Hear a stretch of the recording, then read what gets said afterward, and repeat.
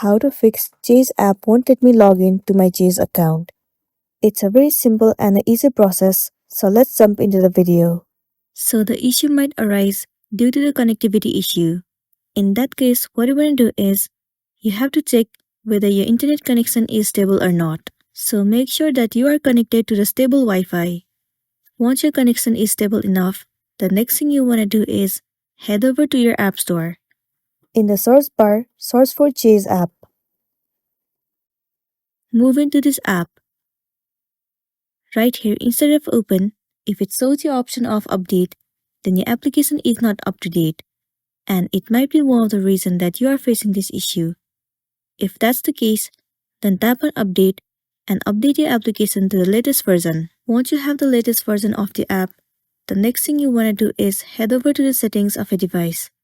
Move into general. Head over to iPhone storage. In this page, search for the application Chase.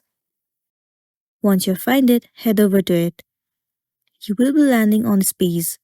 Right here, tap on Offload App. Once again, click on Offload App. Offloading app means clearing the cache and the storage of the application. It will remove all of the unwanted bugs and make your application run smoothly. It might also fix the issue that you have been facing, and then you'll be good to go. But if you are still facing the issue, then what you want to do is simply uninstall the application and reinstall it again. Reinstalling the app will definitely fix your issue, and then you'll be good to go.